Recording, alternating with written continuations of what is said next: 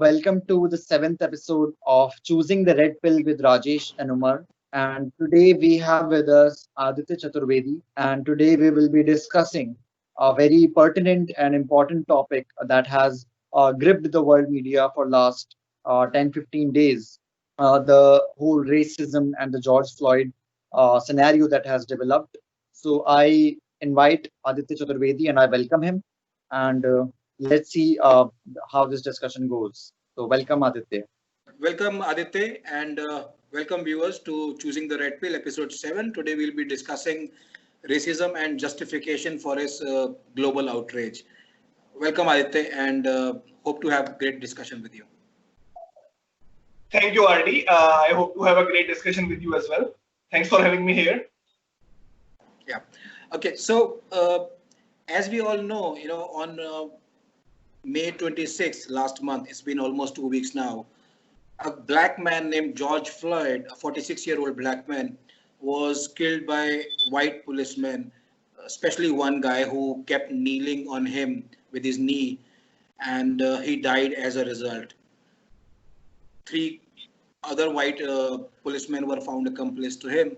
They all have been arrested, and charges are being proceeded against them. But the whole issue has boiled over as maybe it's systematic racism in the US, or it's police brutality only against blacks.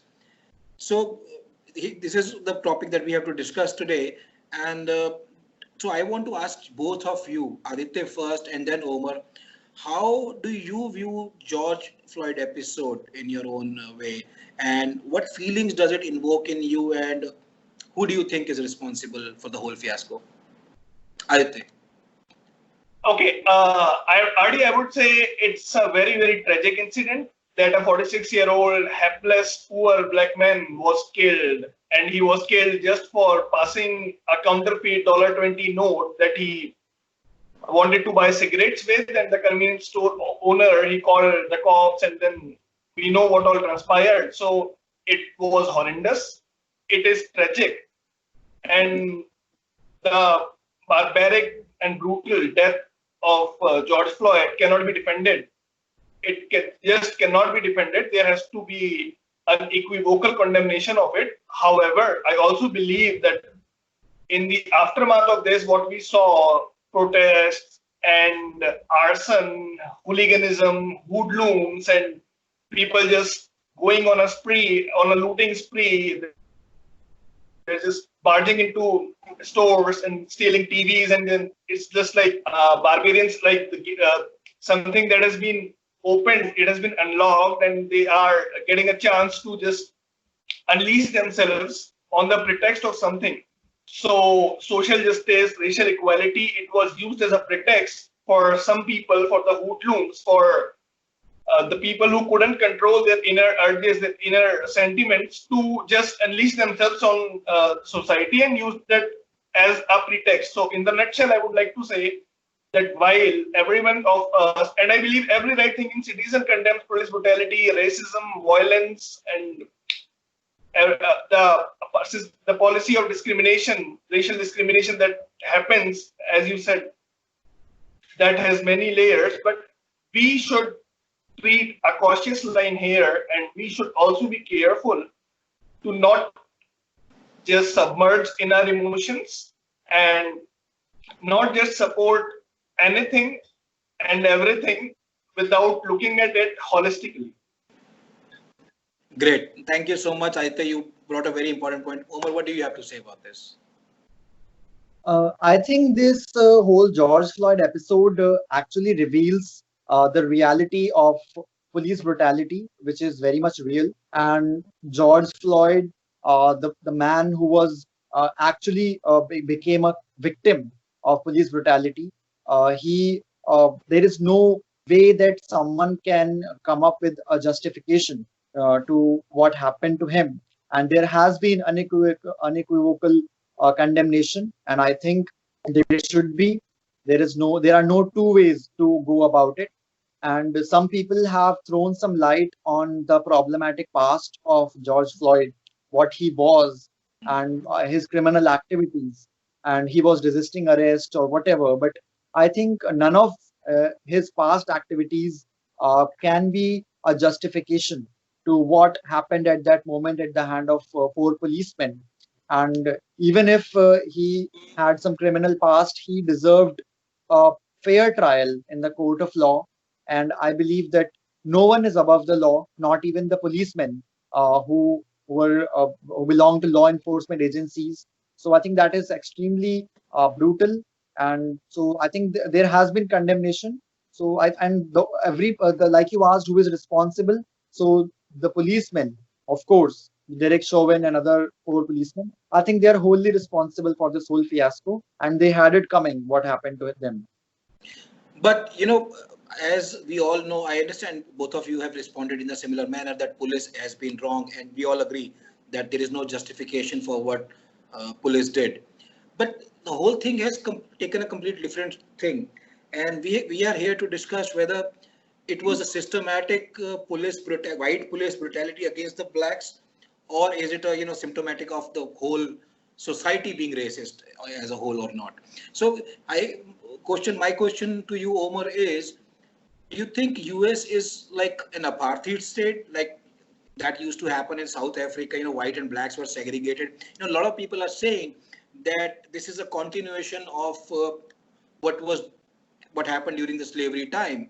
Blacks and whites were segregated, and then they were Confederate, and then Jim Crow laws and all those things. This is just a continuation of that, and this is a systematic racism against black in US. Do you agree with that? And then I'll go on to Aditya later. Okay, so I will very quickly run through the history of African Americans, and which has been very sad and unfortunate. See, the blacks have been a victim of slavery in 16th century, 17th century, the Atlantic slave trade. We all know about it. After that, the Civil War happened, the Civil Rights Movement, and we know that up until 20th century, the Jim Crow laws and the racial segregation was very much a reality in the United States. We have an example of Rosa Parks, who started this movement of disobedience and her incident of taking a stand for the black community. And we have more examples also. So we know that Muhammad Ali, for example, 1960s, he was an Olympic medalist, and he was denied the right to have lunch at downtown where whites and blacks could sit together and have dinner. So I think it has been a reality. But after that, when the civil rights movement happened, Rosa Parks happened, Muhammad Ali happened. So that led to a reform in the laws. And today, when we enter 21st century, the laws that segregate people on the basis of race have disappeared. Though it does not mean that the prejudice and the racist mindset has also disappeared with that. It does not mean that. There is a racist mindset. It is very much present. There are white supremacist organizations also who have a genocidal hatred against African American community. But at the same time, if we call United States an apartheid state today, then we are making a statement that is an insult to the efforts of all the African American movements and all the leaders who have taken a stand and who made a difference. So today, when we look at the laws, they allow an African American to make it big in the business, to make it big in the politics, and so we have examples of that also. If we have George Floyd, we have So I think that is an overstatement to call United States an apartheid state, but at the same time, the racist mindset needs to be called out so that the scars which are deep, they can heal, and the society can move towards a more progressive state. Do you want to respond to Omar on this? Yes, I would like to say that, as Omar mentioned, calling America, United States of America, an apartheid state is an exaggeration. I would say it's a travesty. It is something bizarre. Like, you mean, what was apartheid? It was a system of racial segregation where the blacks, they were not allowed to seek admission in colleges, in universities, were not allowed to drink a beer in a cafe, were not allowed to enter cinema halls, were not allowed to enter public transports, were not allowed any citizenship rights, had to confine to their ghettos, and their life, dignity, and the pursuit of their ambitions had no value whatsoever. And that was enshrined constitutionally and forced by the lawmaking agencies and the police. It was mandated by the law, by the writ, that these people are second class, they are not our equals, and the nation is for the white people, from the white people, by the white people. They are just expendables. This was the ethos that decided apartheid, be it in Rhodesia, that later on became Zimbabwe, or be it in South Africa. So, like I remember reading a few days back, during the time of Ian Smith in Rhodesia, the blacks, they were not allowed to enter swimming pools or clubs. They were not even allowed to sip European beer or just sit near a nice coffee house and sip coffee. Is anything of it, even 1% of it, is happening in America? Did it happen any time after the 1970s? Is it written in the American Constitution that blacks don't have any right? On the contrary, there are affirmative action policies for the blacks. There are minority-owned businesses. There's a clause in America that some businesses, if you register it as a minority-owned business, and it includes blacks, Latins, even Indians, they'll get certain special benefits. And the American government, the senators, the lawmakers, the congressmen, repeatedly, they are making laws. They are having their reckoning with this scourge of racism in America. And incrementally, America is improving every day, day after day. Yet, there are forces, they are reactionary, they are chauvinistic, there are supremacist forces. But to call America a country like America, where droves of people, droves of colored people have found their freedoms, have found their aspirations, they have done something in life, be it people from Central America, be it people from West Africa, be it people from India. I mean, you look at it, it's just madness. It's sheer madness. People from all over the world, especially from the third world, like I was reading a few days back in America, there's a big dichotomy between Afro-Americans and black people who have migrated to America from Kenya and Nigeria. They are doing pretty well. And so it's not a pure black and white or a good versus evil issue. There are nuances, subtle nuances that we'll have to look at. But so we all agree basically that there is racism in America, yes, in the society, but there is no systematic racism in America right now, because they have taken stances and they have improved upon those history that involved slavery and segregation against the blacks and the apartheid and all. So they have improved and they made their laws more conducive to blacks being included in the society and the improvement of the society. So, but then what do you say about organizations like Antifa and Black Lives Matter? There's a whole destruction that is going on alongside the protest that should be the non-violence. If we keep the non-violence protest, rightful, justifiable protest aside, there's a whole lot of violence and destruction also going on of private property and violence on innocent people. What do you think? Is it going to lead anywhere? Aditya, what do you think? What are your views on organizations like Antifa and BLM when they get into violence and removal of statues and stuff like that? Frankly, I would say organizations like Antifa, anti-fascist, supposedly. So fascism has become like the most commonly used epithet, and it is hurled at the speed of light, I would say. Anyone and everyone can become a fascist. It can mutate into anything. So nobody knows what a fascist is. Aditya, if I edit this part of yours, am I a fascist? I don't. That's your prerogative, actually. So yeah, coming back to Antifa. Antifa borrows its name from eponymous German organization that was in Germany, I believe in the 1930s or 20s. Their strategy is bullying people, silencing freedom of speech, making a cult out of their hallowed causes, what they hold dear to.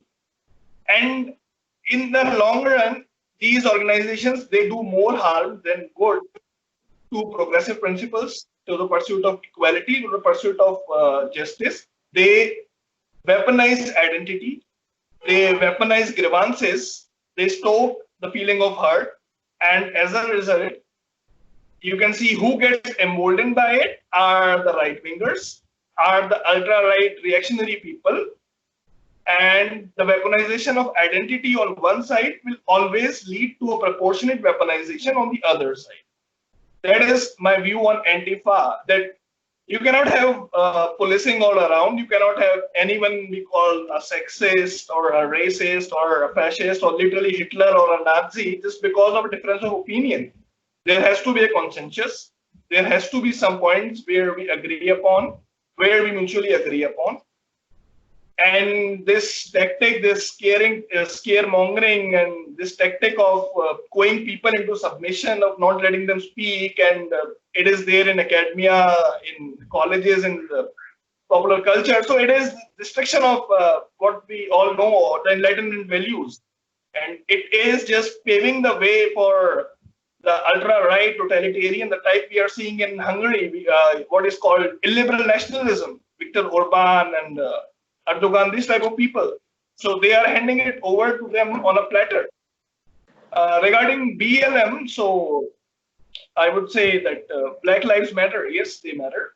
And there shouldn't be any sort of discrimination, prejudice, or racism against anyone today on the basis of skin color.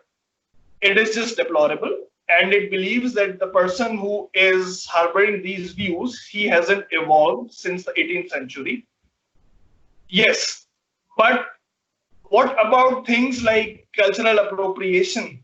That is another, you can say, quote unquote, buzzing, trendy thing that goes on in the name that if a white American wears a Nigerian costume or a Nigerian hat or even dreadlocks, then that is called cultural appropriation. What is that? And a few days back, someone wrote, I think it was published in Daily Mail, Black Lives Matter protests are happening everywhere, not only in America. They are happening in UK, in Australia, in Germany, even in India, in some South Bombay enclave, you can find similar protests.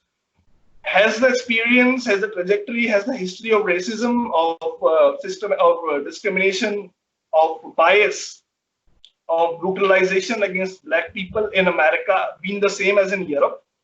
And these countries, they have had, I mean, you cannot just enforce a monoculture on everyone. Different countries have had their different trajectories. They grow differently. They progress differently. No, but I think the difference here is that they see it as a symptom of or a remnant of colonization, which was done by the British, and then because British also moved to America, and then they enslaved natives there and all that. Christopher Columbus statue has been pulled down just because of that. So all that is coming together to, sort of colonize, anti-colonization kind of a thing, I guess. Well, I would say decolonization started with the independence of India in 1947, and it literally ended. Officially, it ended in mid-1970s or early 80s.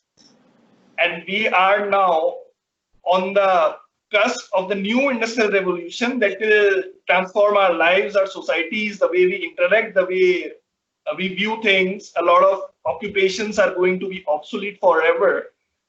And there are still people who are hung over on colonialism, on malevolent aspects of colonialism. So, Omar, how do you respond to that, Omar? I find it irrational. I'll ask Omar now. Omar, how do you respond to that, what Aditya is saying?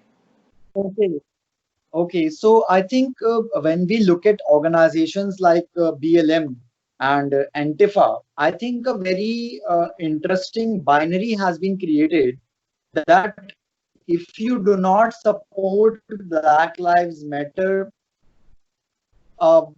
out and out, then you are a racist who is a member of Ku Klux Klan or something like that, and you have genocidal hatred against all black. That is a very interesting binary, because and the same people say that Antifa stands against fascism. So if you criticize Antifa, then you are with the fascists. But with the same people, they say that only because Nationalist Socialist Party had socialist in its name, it does not mean that it was socialist. So I think these binaries need to be broken down. Black Lives Matter, when we look at the agenda, their protests, their way of approaching issues, so I think they are creating more problems than they are solving, because they are pitching black people against whites. And this, after in 21st century, the war is not black against white. It is not a race war. It is not supposed to be a race war. That is 18th century.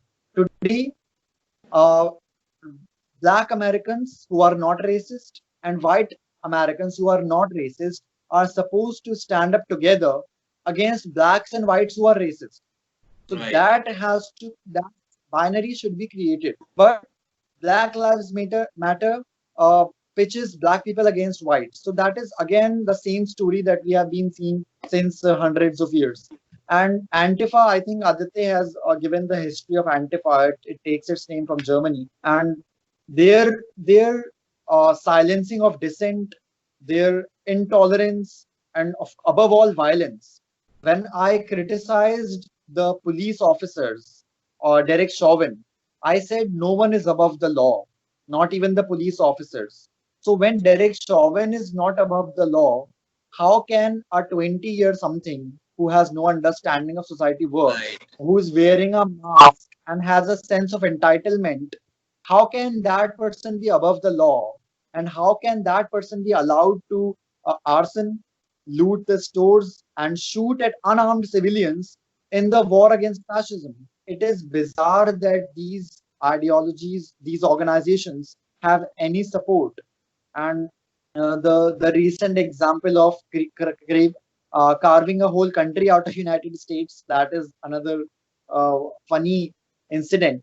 So I think these uh, organizations hijack the fight, the actual people. We do not need Black Lives Matter. We need Muhammad Ali's. We need more people, Ayan Hirsi Ali.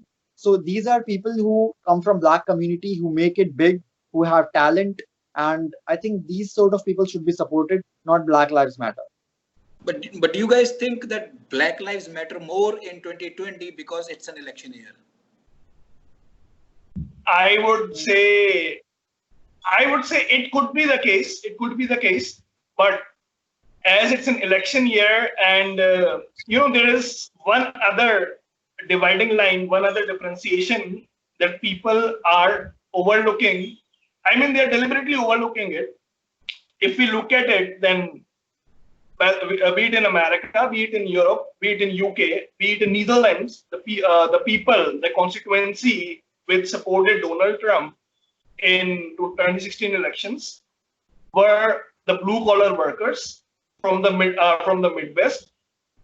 It is a result of deindustrialization, who had lost their jobs, lost opportunities, and they look back to 1950s, not because of racism, not because they could have their knee on the neck of a black guy or they could oppress a black guy, because 1950s meant every American had a decent employment, could own a house, could own a car, could mow a lawn mower in his lawn.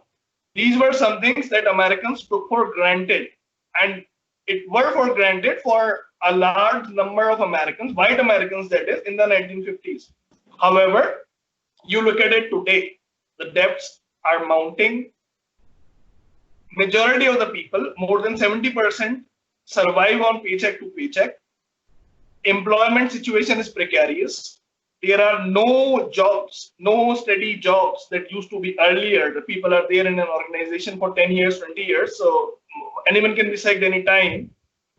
And if you look at real incomes, the real wages, if you compare it of an average American worker and adjust it according to inflation, they have actually decreased. they have significantly decreased since the 1970s.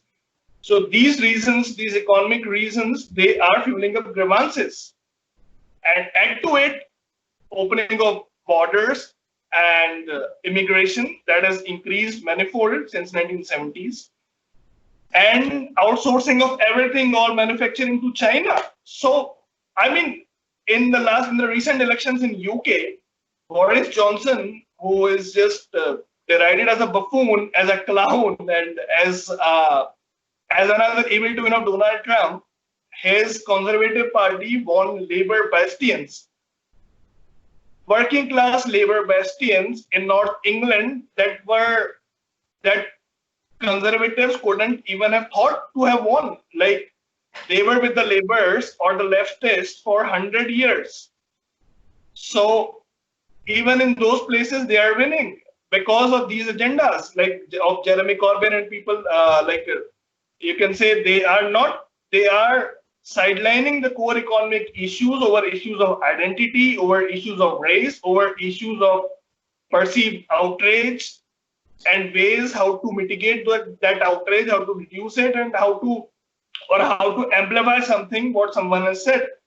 So this pursuit of justice and this whole movement around social justice, it shouldn't be allowed to become just a plank for someone to stand up and build his career on it, and in the whole process reduce entire communities to just stereotypes. Look at everyone. They are looking at everyone collectively, not as individuals.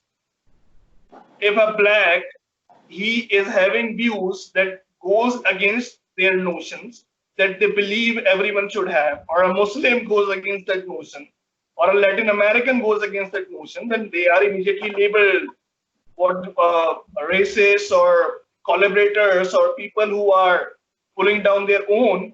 So this is nothing but a kind of tribalism, basically. Okay, Omar, I would like to ask you, we see this aping of American trends happening everywhere. It has spilled over to UK and other countries in Europe, and even in India, there is a talks on social media, like, Muslim lives matter now and Dalit lives matter, copying from the West and copying from the American thing. What do you think? It has any semblance of racism? I mean, do they signify racism in India? Because Muslim lives matter, because Irfan Pathan, I think, said that religion, anybody speaking against religion, the prejudice against religion is also racism, something like that. And most Muslims believe that. And then there are people who are Dalits who also think that historical racism against Dalit was also part of racism because Dalits were black-skinned. So there's a whole hodgepodge of everything. What do you think? There is any semblance to these movements, parallel movements, or they're all series of same thing? Okay, and also, so do you think I India think is also a racist country? okay, okay. So I think when we look at the protest about George Floyd and Black Lives Matter, and the protest spread to Europe, then these protests spread to India and some continent as well. First of all, I think we need to acknowledge that every country has its own problems, has its own progress to make, and has its own path to reformation and progress. So, first of all, it is extremely important to look at a country not in uh, connection to movements going across the globe, but to the local problems. Now, when we look at the Muslim Lives Matter or Dalit Lives Matter or some that sort of aping the Western culture, so when we copy the movements of other countries, so we not only copy their movement, we also copy the mistakes sometimes. And probably So also the if there is methods. a problem, yeah, methods also. So if we Yeah. copy, for example, Black Lives Matter, so if there is any problem with the Black Lives Matter movement, we will copy that also. So like I said, that Black Lives Matter is pitching blacks against whites instead of uh, and promoting a race war instead of moving towards integration. Similarly, when we come to India, we see that the same hashtags and same movements are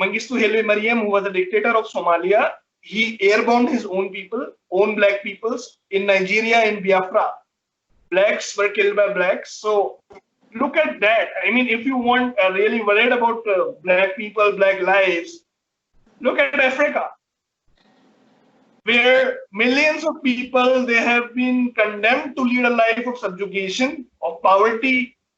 They have no recourse, they have no opportunities, and some of the worst, most brutal, eccentric dictators and madmen have been after colonialism. So why isn't this a part of the discourse? Right. I agree with you, Aditya, and thank you. Great responses by both Omar and Aditya. Now, now that we have gone back to the American part of Black Lives Matter, I have a question to both of you, or a thought to ponder over. I don't know if you guys have heard Ilana Omar. Ilhan Omar or Ilana Omar? Ilhan. Ilhan Omar. So Ilhan Omar has asked for abolishment of Minneapolis Police Department altogether. How do you respond to that, Omar and Aditya? Okay, so Beside laughter. I think I totally I would totally support it. I want that experiment to play out, and I want to see how that thing works out. I think that should happen to tomorrow. But Omar, are but you being jokes sarcastic? aside, If you are being Omar, if you're sarcastic, please say so. okay, so I think, yeah, jokes aside, I think that is United States is fighting its enemies not outside the border but inside the border, most of them, and people like Ilhan Umar and many uh, in the political discourse, they have this weird anti-establishment uh, you know, they have this inclination, anti-establishment. I understand their anti-Republican Party stand. I understand the anti-Donald Trump stand. That is very much that should happen in a healthy democracy. But anti-establishment to the point that you want to destabilize the state departments. That is, I think, something else. That is anti-America. So I Right. think there is a lot of difference between anti-Trump and anti-America. So this Ilhan Umar thing, the defund the police and carving a country in the Seattle region, I don't know how long that joke will run. Maybe a month or so. I'm giving it a month. They are already segregating on the basis of race. They have a different garden for black people already. So, so that aside, I think United States is fighting a battle with its enemies within the border. And like you asked the election year question, I would just quickly put this that this is an election year, and these sort of protests that lead to arson and looting and shooting of civilians, it has a lot to do with elections. And interestingly, I think they are going to benefit no one else but Donald Trump, because I think that the uh, the COVID response, the coronavirus response of Donald Trump was a disaster. The lockdown did not happen at the right time, and United States is the #1 country right now, nothing to be proud of. And in coronavirus cases, so his ratings would have been going down. But this shooting and looting and the arson is again pushing the common voter towards the Republican Party, towards Donald Trump. So these people do not have enough IQ to understand whom they are benefiting and whom they are damaging. So, uh, so that is very important point. So election year is important, and people like Ilhan Umar and this defunding the police thing, I think that is completely anti-American interests. It will only lead to anarchy. It will only lead to lawlessness, and warlords will spring up, and it will only end up bringing America to a very regressive stage instead of being a progressive stage. Okay. Aditya, do you have, before we conclude, I would let you conclude first. And Okay. if you have anything to say, and then we'll take over. Yeah. Yeah. So on the issue of Ilhan Omar, who has become the poster girl of the modernist, postmodernist, fashionable, trendy, what they call themselves social democrats or the liberal lefts in America. So basically, she is a Fox socialist identitarian, Muslim identitarian. Until the time the Democrats have these people amidst their rank, they don't need enemies of the right wing. They don't need other saboteurs. Till the time they have people like Ilhan Omar within their ranks, she is like the proverbial horseman of the apocalypse. She is like that. And just a perfunctory look at her record, at her history, at the causes that she supports, that she stands for, is a testament how hollow and how shallow her commitment towards anything is. I mean, look at it this way. She is calling for depolicing and abolition of police department, for community policing, for ending funds, federal funds for the police on one hand. And on the other hand, she has very strong ties with none other than Sultan Recep Tayyip Erdogan, the president of Turkey, Right. who fantasizes himself as a successor to Ottoman Turkey, who has his own agenda, who has like clamped down on secularism, on secularist values, who is promoting an aggressive version of Islam, who is brutalizing the Kurds, the Kurd people in Turkey. So this is Ilhan Omar. These people, they cannot rise, they can never transcend identity. They can never transcend the identity divide. And till the time there are people like Ilhan Omar or her ideological or political fellow travelers, you don't need Donald Trump, you don't need Richard Spencer, you don't need other racists to do harm. They are scuttling their own ship. And as Omar said, I agree that the more mayhem is wreaked, the more these things, these protests, this arson, this uncontrollable frenzy, it goes out of hand. An average American will gravitate towards the right. He'll see in Donald Trump as someone who restores order, who law and order, and who promises harmony and stability. It would be like history repeats itself as a tragedy or as a farce, but this election is going to be a repeat of 1968 elections if things persist the same way. Just as Richard Nixon was voted by the average American, by the average white, on the promise of stability and a tough guy image, same is going to happen with Donald Trump if they don't mend their ways. If they'll continue to revel in their abstractions and in fighting ghosts everywhere, in hurling abuses at everywhere, in polarizing everywhere, in believing a divisive society and not building bridges, then the repercussions would be dire for America. Great. And I Thank you, Aditya. And, yeah, I would say, sorry, you have to add something, Omar? yeah, I would just quickly conclude that when we look at the enemies inside America, like I said, so Ilhan Omar is not alone. There is a whole army behind her. I read an article in Washington Post which said the United States is a symbol of anti-black racism in the world. And I will repeat. It says United States is an example, a symbol of anti-black racism in the world. And it is calling it an overstatement is an understatement. It is so ugly. Today, I mean, slavery has been Did you abolished just call Ilhan Omar long ugly? ago. No, I'm saying that this is an ugly statement. Okay. No, I would like to extend something on it. Like America is the devil incarnate. It's the apotheosis of everything that is wrong in the world, from Islamophobia, from our racism, apartheid, prejudice, militarization, discrimination, everything. Like it stands for everything that is bad, that is evil, that has to be denounced, that has to be eschewed. But at the same time, these so-called, it is a haven.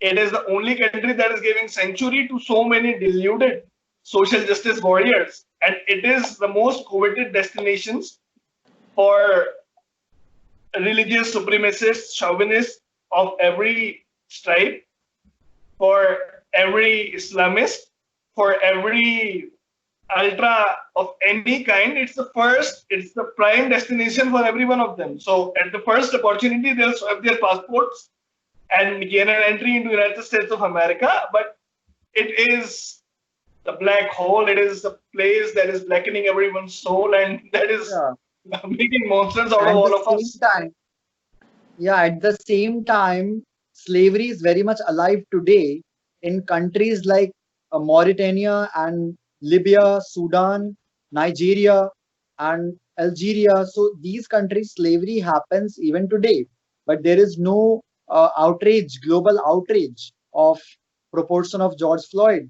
Or I'm not denying the racism in United States, but calling United States a symbol of anti-black racism is actually insulting to the black people who are being sold like cattle and furniture in Middle East. So I think there has to be a sense of proportion in the outrage. And just day before yesterday, 81 black people were killed by Boko Haram militants, brutally slaughtered. But it did not make the news for some reason, because United States of America is the devil incarnate, as Aditya said. So I think a sense of proportion is missing in our outrage, in the global outrage, and our priorities are wrong. And I'm talking about everyone. So I think that is how I would conclude my point of view on this whole scenario. Okay, great. Thank you, Omar, and thank you, Aditya, for great discussion. From my part, I would like to say I saw a lot of synergy between what we all three were talking about, and we all are on the same page, I guess, that non-violent protests are most welcome, and that is the right way to go about things to eradicate the remnants of racism, whatever there are, through the course of justice. But the violence is not the answer, and like Omar just said, uh, the racism in the violence on black violence happening in Africa and the other places, nobody speaks about those kind of things. Well, I guess racism can only exist in places where there is diversity. The diversity is not there in Russia. The diversity is not there in Africa either. So that's why the racism doesn't exist there. So on that note, yeah, I would like to conclude our episode 7, choosing the red pill, racism and its justifications for global outrage. Thank you, Omar. Thank you, Alte, for great discussion. Fascinating discussion. Thank Thank you, you. Arvind. Bye, guys. Thank you. Thanks so much.